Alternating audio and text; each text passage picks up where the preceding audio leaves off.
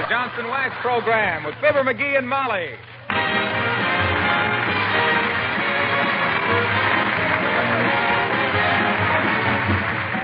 The makers of Johnson's Wax and Johnson's Self-Polishing Glow Coat present Fibber McGee and Molly, written by Don Quinn, with music by the King's Men and Billy Mills Orchestra. The show opens with Blow, Gabriel, Blow.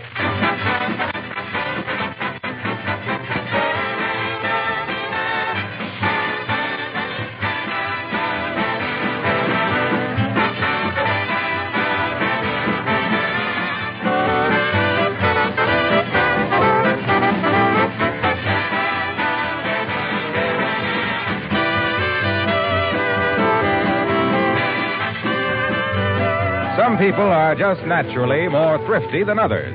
But most of us, no matter how much we try to save, are wasteful in little things. And don't these little things pile up into big ones? For example, do you always remember to put the covers back securely on packages like coffee, toothpaste, yes, even floor wax? Next time you use your can or bottle of Johnson's Wax, remember to put the lid or cover back on tightly. That prevents evaporation and helps keep the wax in best condition. And here's another conservation tip on Johnson's Wax. For best results, use it sparingly in a thin coat and spread it as far as it will go. You don't need a heavy coat to get protection for your floors, furniture, or woodwork, your leather goods, enameled or painted surfaces. A thin coat polished to a hard surface gives not only protection, but rich, mellow beauty.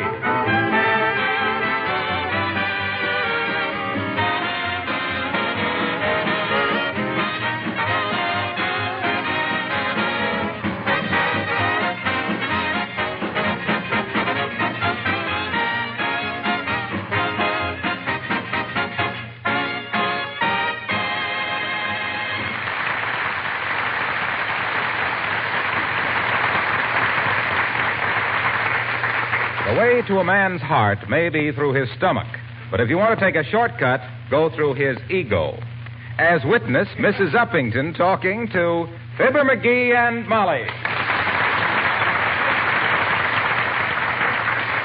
So what did you tell your nephew, Uppy? I told him to come and see you, Mr. McGee. Oh, but fine. you were just the man to give him some advice on how to get on in the world and to make something of himself. You don't mind? Oh. Mind. Look at him, Abigail. He's as proud and happy as a man who doesn't own a car, can't eat sugar, and hates coffee. You send that boy to me, Uppy. I'll put him straight. Oh, splendid, Mr. McGee, splendid. He's not a bad boy, just at loose ends. What do you mean, loose ends, Abigail? Well, the last I knew, he was a cook in a spaghetti place. Oh, I see. Loose ends. I see what you mean. Well, how's he for the Army and Navy, Uppy? Oh, he's tried many times to enlist, Mr. McGee, but they've always turned him down. Why? Oh, for mere boyish pranks. Forgery, for one thing. Forgery? You call forgery a boyish prank? What's murder to you? Disorderly conduct? Oh, but it was a boyish prank in this case, Mr. McGee. Yeah? He wanted the Army to think he would be a good soldier, so he signed his application, Ulysses S. Grant. Well, I can understand that, Abigail, but why did the Navy refuse him? His reflexes were too good. Too good? Yes. When they tapped him on the knee with that little rubber hammer, he tipped the doctor right in the jaw. A simple case of overenthusiasm. He tried for the Marines, Uppy? Indeed he did, Mr. McGee, but he was turned down for deafness. Deafness, eh? Yes. It seems he didn't hear them when they told him to put the sergeant's watch back where he got it. I think the boy is just full of high spirits, Abigail, and maybe just a touch of larceny. Well, I can handle him, Uppy. I'll make him brace up and act like a man. I'll tell him how I started out as a ragged little newsboy. Saved my money, went to night school. McGee. Huh? Remember, this is Tuesday. So what? Meatless day. Huh? Save the bologna. Well, I'll send him over here this evening, Mr. McGee, and you give him a good talking to. He thinks very highly of you. Just leave it to me, Uppy. It's obvious the boy just got in with a tough crowd, that's all. Associated with the wrong people. How does he spend his spare time? Playing pool, I believe. Oh, my. With whom, Abigail? Well, I don't know all of them, of course, but he says a week ago Saturday he took Mr. McGee for $1.45.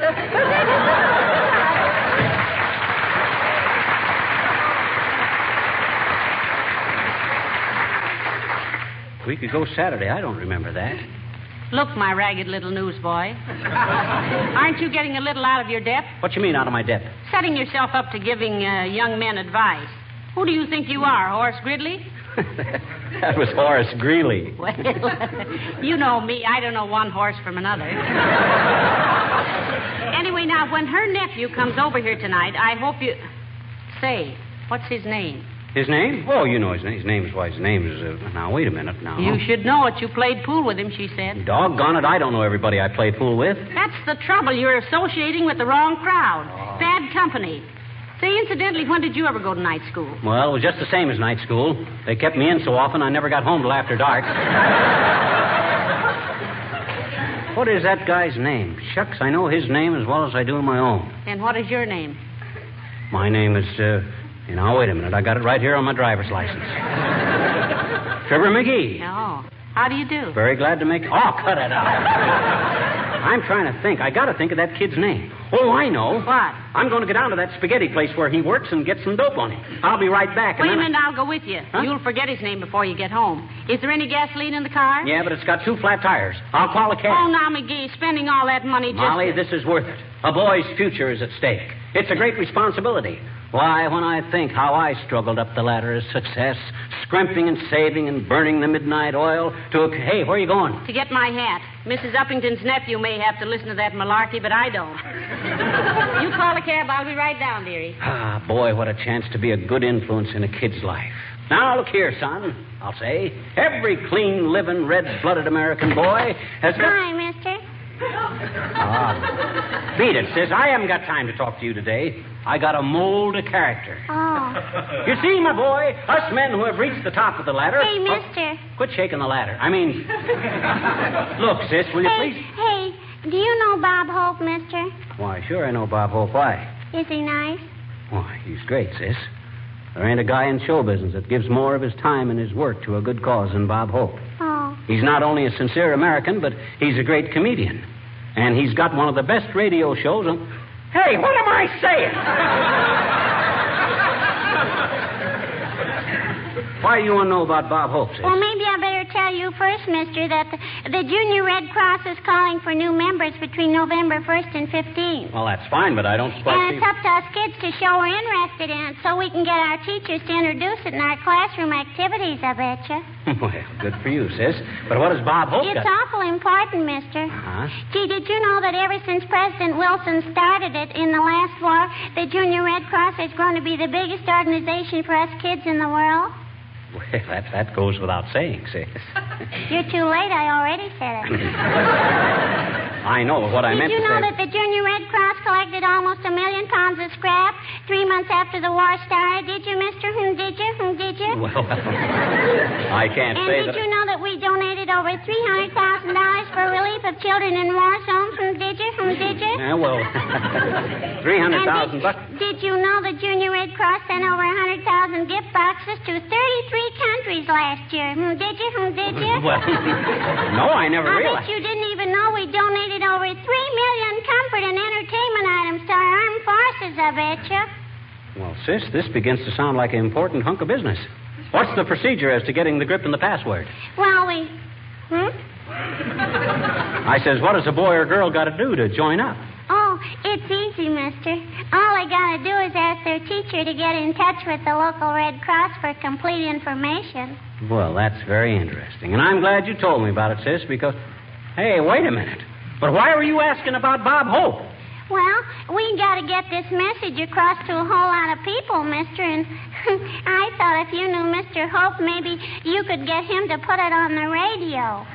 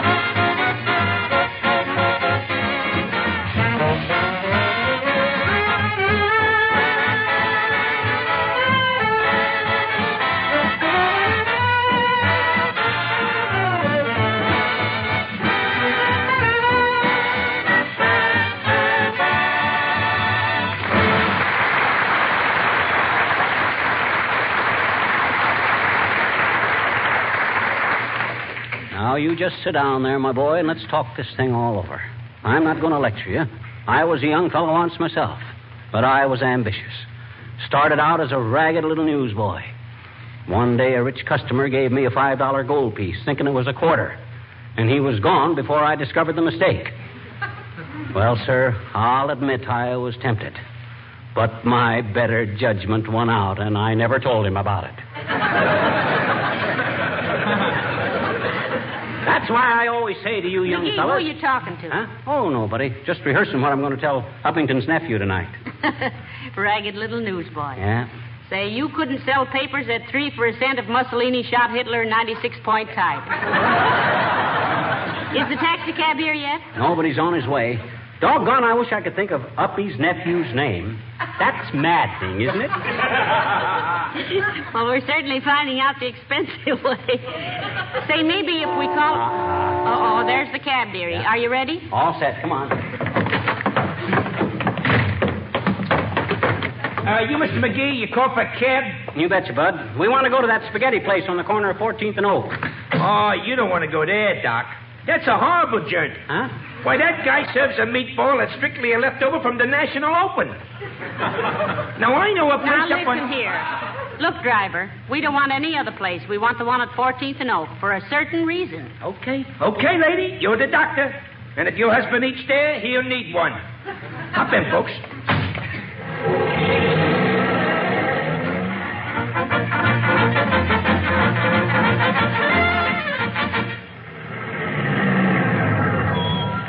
Well, here you are, folks. So you better wait for us, driver. We'll only be in here a minute. Lady, a minute in that joint is the experience of a lifetime. Now, me personally, I got a bad case of romaine eaten in there one night. You mean ptomaine, Bud. Romaine is a kind of a lettuce. Well, maybe it was the lettuce, Doc, but it sure give me a bad case of romaine. Come on, McGee. Can't you hear that meter going jingle, jangle, jingle? Okay, we'll be back in a minute, Bud. Well, hello there, kids. Welcome to the Chateau Ravioli. Well, for goodness sakes, Mr. Oldtimer. How long you been working here? Seems like ages, daughter. Started this morning. What do you have, kid? What would you recommend? I'd recommend you eat someplace else, Johnny. We didn't come here to eat anyway, old-timer. We just want a little information. You know Mrs. Uppington? Sure do, Johnny. Ain't she one of them Mabels and Sables that always looks like she was being drugged with a check rein? That's a perfect description. You know, she had a nephew working here a few days ago, and we wanted to find out something about him. Yeah. Oh, him. Kind of a musical kid, eh? Musical? Yep. Boss caught him playing pennies from heaven on the cash register. Fired him right out on his second day of work. Well, now tell us, what was his name? His name? Name. Yes, name. N-A-M-E, name. That thing that people always spell wrong in gold letters when they give you a billfold for Christmas. Oh, his name. Yeah. Well, let me think, kids. His name was, oh, dread it, know it as well as I do my own. Oh, my, this is taking us up more blind alleys than a bowling ball. Where did he go from here, Mr. Oldtimer? Well, daughter, the fry cook told the dishwasher that the garbage man says the kid got a job down to the city hall. Oh, City Hall, eh? Must have some influence. Yes, probably knows where the tires are buried. Well, come in again, kids, sometime when you ain't hungry. Thank you, Mr. Oldtimer. Goodbye.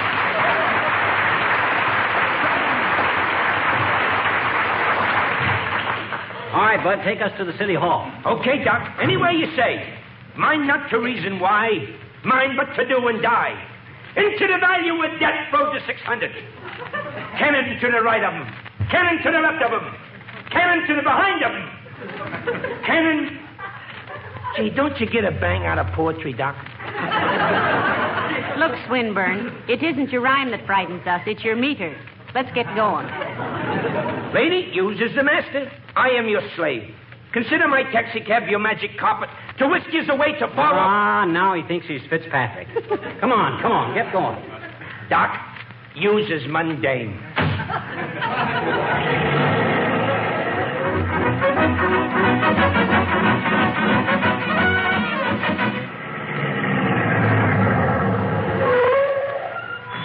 City Hall, folks. The municipal building. The seat of our local government. It's called the seat of government because if you've got any kicks to register... Oh, please, driver, please. Never mind the vaudeville. Yeah, and you better wait for us again, too, Bud. We're in this far. We might as well keep on. Come on, Molly. Okay, dearie.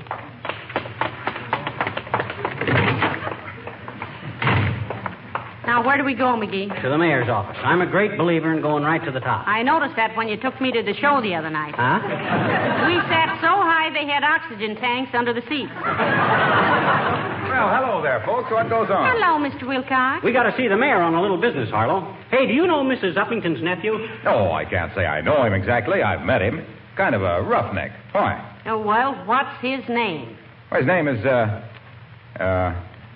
well, I know his name as well as I do my own, but I can't remember it. Nah, nobody can remember that guy's name. He's as anonymous as the Iron Man in the mask. You mean the man in the iron mask, Fibber? It was not. It was the Iron Man in the mask. I think Mr. Wilcox is right, dearie. Well, I know better, Molly, begging your pardon for the argument.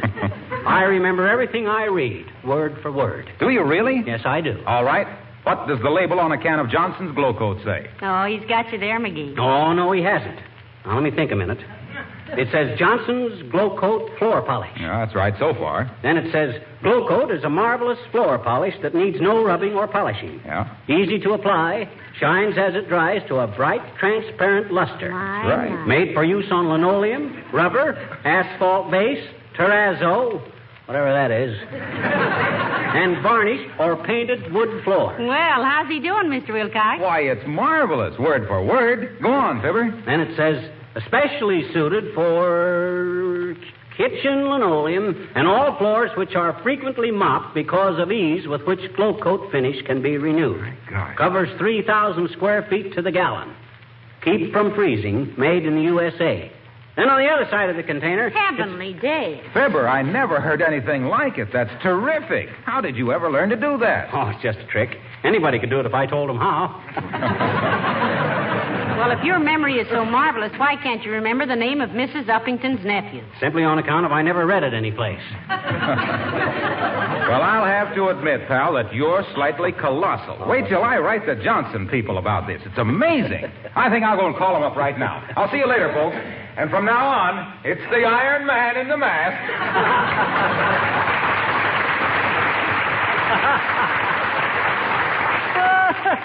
What's so funny? I'm just happy he didn't let me try to remember what was on the other side of that container. Why, couldn't you do it? No.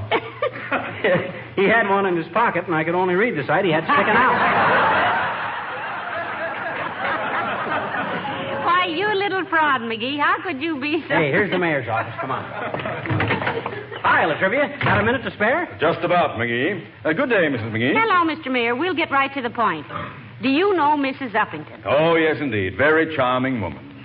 To you, Latrivia, any woman is charming if she's a woman and can vote. Exactly.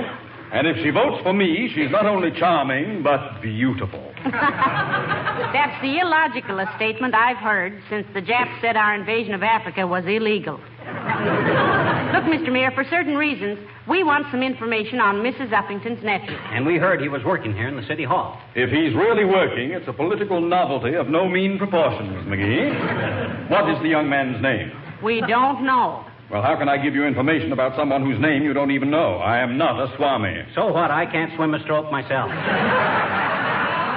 All we ask for... Oh, come. I'm a busy man. I have no time to waste on ridiculous things. You answered, Mr. Mayor. It's probably for you. It's quite possible. Excuse me. Mayor's office. My honor speaking. Big shot. Oh, yes. Well, there's only one thing to do. Get a gang of huskies and take an axe to them. What's this? You heard me. Chop off their heads so nobody will recognize them, see? Then hack off their legs and chop up the bodies and haul them away. Oh. No. I'll meet you there at exactly midnight. Oh, stop worrying. I'll handle the police angle. I'll get going.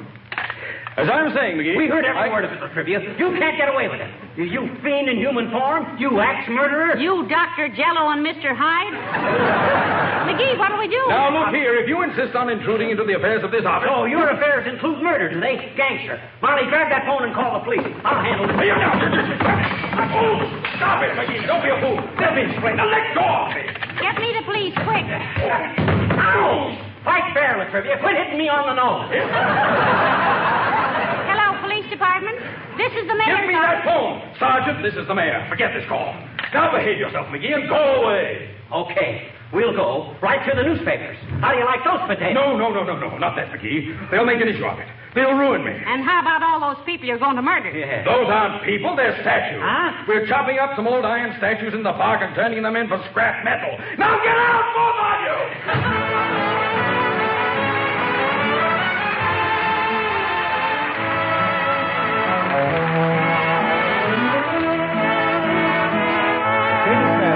This is worth fighting for. Last night through my open window I saw the starlight gleam, and then the starlight faded, and through the mist of a dream I saw a peaceful old valley with a carpet of corn for a floor. And I heard a voice within me whisper, "This is worth fighting for." I saw a little old cabin and a river that flowed by the door. And I heard a voice within me saying, "This is worth fighting for." Didn't I build a cabin? Didn't I plant that corn? Didn't my folks before me fight for this country before I was born? I gathered my loved ones around me, and I gazed at each face I adore, and I heard a voice within me singing, "This is worth fighting for." Didn't I plow that valley? Didn't I reap that corn? Didn't my father's father battle for freedom when freedom was born? I gathered my loved ones around me, and I gazed at each face I adore, and I heard a voice within me thunder, "This is worth fighting for."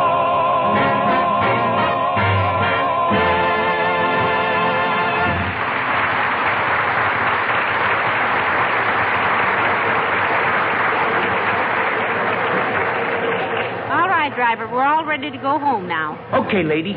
Gee, I was beginning to get worried about you. Why worried, Bud? Well, I only got a couple of gallons of gas left, see? Though I can get 15 miles to the gallon stop and go, so I can still take you anywhere within a radio of 30 miles. You mean a radius? No, I never have time to listen, lady. Well, take us back to 79 Wistful Vista, Bud. Oh, wait a minute, McGee. There's Mr. Wimple. Yoo-hoo, Mr. Wimple. Oh, hello, Mrs. McGee. Hello, Mrs. Hi, Wimp, old man. You going our way? Yes, if you're going home, Mr. McGee. Well, hop right in, Mr. Wimple. Yeah. This is simply wonderful of you folks. Won't Sweetie Face be surprised when I tell her I had a ride in a real taxi cab? Where have you been today, Mr. Wimple? I've been taking my ocarina lesson, Mrs. McGee. Oh, the sweet potato, eh? Yes. I've been taking lessons since 1923. Oh, heavenly days, you must be pretty good. Have you got your ocarina with you? Oh, no, I haven't got one. You haven't? No, I haven't got that far yet. Boy, Sweetie Face slams you around, Wimp. You better skip the sweet potato and study on the harp. Oh, she doesn't mean any harm, Mr. McGee. She's just playful. Oh. We were playing Drop the Handkerchief all morning. Oh, you were really. Was it fun? Not much. She dropped the handkerchief out the upstairs window, and then I'd have to bring it back in the house. You mean she made you run all the way down the stairs and get the hanky and run back upstairs with it? Oh, no, Mr. McGee. She isn't that mean to me. I only had to run upstairs. The handkerchief was in my pocket when she dropped it. Well, that's different. You know, you're quite a talented man, Mr. Wimple. The way you write poetry and play the ocarina. I used to be very good in a business way, too, Mrs. McGee. In what, Wimp? Salesmanship. Oh. They called me a red-hot salesman. What were you selling? Red hot.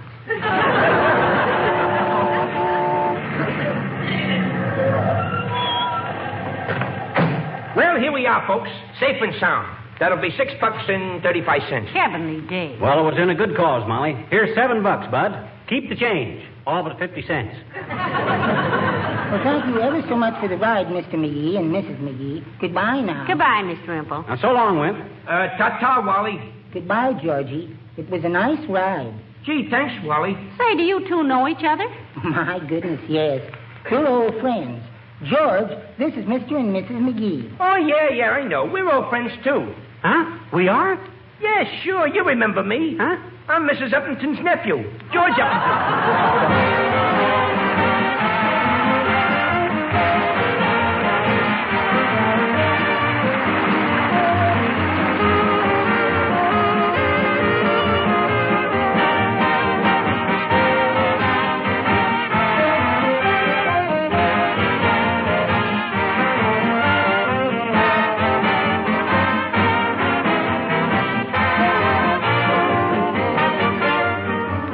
If you have Venetian blinds at your windows, you've probably noticed that they get much dirtier in winter than in summer. We receive many letters from women telling us that right about now is a good time to wax these blinds with genuine Johnson's wax. Not only because they soil less readily, but because cleaning their waxed surfaces is so much easier. And while we're on the subject of windows, how many of you have waxed your window sills recently? When dirt and rain come in at an open window, they can't do much harm when the finish is protected with a coat of Johnson's wax. And again, cleaning is easier, and waxed surfaces add great beauty to a room.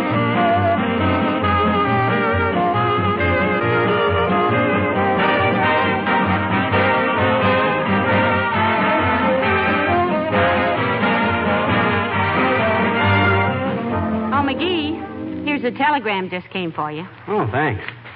Who's it from?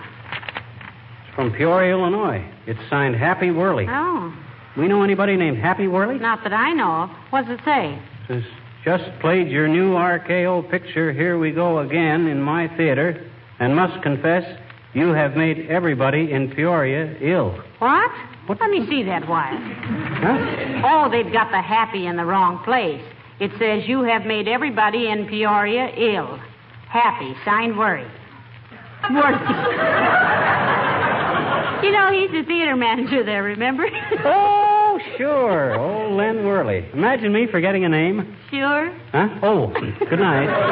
Good night, all.